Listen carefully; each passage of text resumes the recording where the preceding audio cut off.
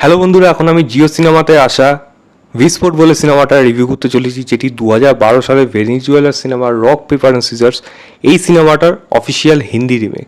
তো দেখুন, original cinema আমার দেখা নেই, আমি এই সিনেমাটাকে স্ট্যান্ডঅ্যালোন সিনেমা হিসেবেই জাজ করব। এবং এই ডিরেক্টর গুলাটি যে এর আগে বিশ্ববিখ্যাত প্রিন্স সিনেমা বানিয়েছিল এবং আরও অনেক সিনেমা আছে যেগুলো, কিন্তু প্রিন্সটা জাস্ট ভোলা যায়নি। তারপরে যদিও মিউজিক্যালি প্রচণ্ড হিট একটা সিনেমা, কিন্তু সিনেমা চাষ আলাদা কথা। যাই হোক, এখানে লিড রোলে আছে হলো ফরদিন খান এবং রিতেশ দেশমুখ, ক্রিস্টাল লিসুরা রয়েছে এবং অন্যান্য আর্টিস্টরা রয়েছে, শিবা চাড্ডা রয়েছে, সীমা বিশ্বাস রয়েছে এই সিনেমার মধ্যে।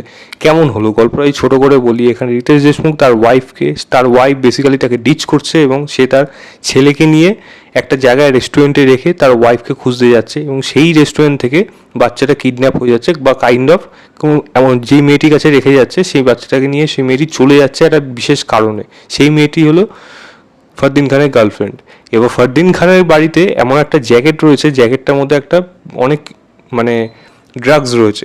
সেই বাড়িতে আগুন লেগে যাচ্ছে, বাট জ্যাকেটটা খুঁজে পাচ্ছে না। এবার যারা ড্রাগসটা রেখেছে তারা কে, তাদের এদের কীভাবে আটকে রেখেছে এবং এদের হাত থেকে কি আদৌ এরা বেঁচে বেরোতে পারবে, এর থেকে বেশি জানতে হলে জিও সিনেমাতে গিয়ে এই সিনেমাটা আপনাকে দেখতে হবে।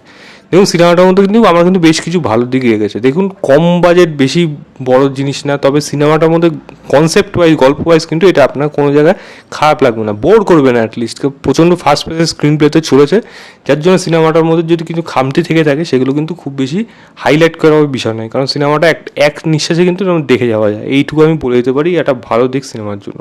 গল্পটা কিন্তু খারাপ না, গল্পটার মধ্যে আমার খারাপ কিছু লাগেনি, একটু অন্য ধরনের গল্প লেগেছে, বাট সেটার মধ্যে একটা ইন্টারেস্টিং এলিমেন্ট রয়েছে এবং একটা থ্রিলিং ভাইবস রয়েছে এবং একটা টুইস্ট টার্ন রয়েছে, যেগুলো কিন্তু ওয়ার্ক করে যায় সিনেমা হিসেবে।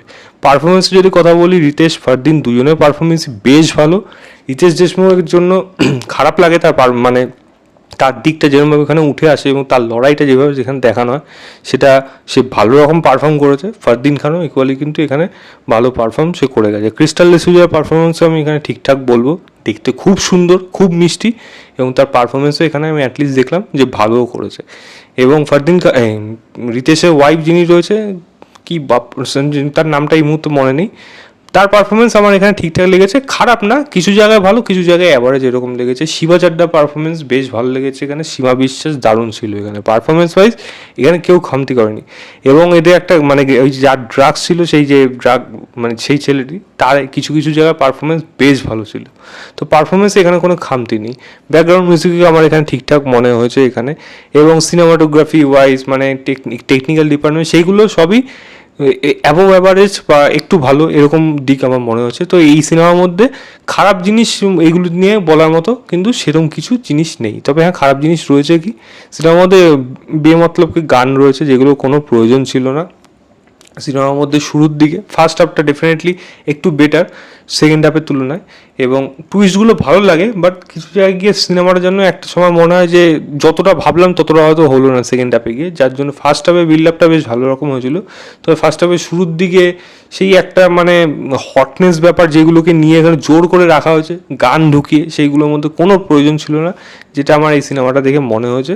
এবং আমার মনে হয় কিছু কিছু জিনিস যেমন মানে কিছু টুইস্ট বা কিছু মানে ধরো এমন একটা জিনিস যেটার জন্য আমরা এতক্ষণ খুঁজছি, এত ভেবে চলেছি এবং সেটাকে যেরকমভাবে পাওয়া যাচ্ছে সেটা না খুবই মানে অড টাইপের, মানে তো যে হয়ে যাওয়ার কথা হয়ে গেল এরকম টাইপের, মানে সেটার জন্য যে খুব বেশি মানে ঘেটে যাবে, মানে পাগল হয়ে যাবে, এটা জাস্ট অনুভব করতে পারলো না। হঠাৎ করে যেন জিনিসটা যেন চোখের সামনে চলে আসলো, সেটা একটু একটু অড লেগেছে এখানে। বাট সেটাকে একটু মানে একটু লুকিয়ে রেখে যদি আরও পরে গিয়ে পাওয়া যেত তাহলে হয়তো এই জিনিসটা আরও বেশি জমতে পারতো। এছাড়া ছোটোখাটো দিক রয়েছে সিনেমাটার মধ্যে যেগুলো খারাপ দিক হিসেবে বলা যায়। কুকিগুলাটি আগের যা যা সিনেমা আছে সেগুলো যদি আমি কথা বলি, তার থেকে ডেফিনেটলি এই সিনেমাটা বেটার। এই সিনেমাটা খুব ভালো সিনেমা না, এটা ভালো ওয়ান টাইম ওয়াচের জন্য ঠিক আছে, আপনার সময় নষ্ট হবে না, এটুকু আমি বলে দিতে পারি। এই সিনেমাটাকে আপনি অন্তত একবার দেখতে পারেন। আমি সিনেমাটাকে 3 স্টার দেবো, আউট অফ 5 বলবো। যান জিও সিনেমাতে যান, গিয়ে দেখুন, দেখে জানাবেন আপনাদের কেমন লাগলো। তো এই ছিল আমার ওভারঅল রিভিউ ভিস্পোর্ট বলে সিনেমাটা। ভিডিওটা ভালো লাগলে লাইক, শেয়ার এবং চ্যানেলটাকে অবশ্যই সাবস্ক্রাইব করে দেবেন। বাই।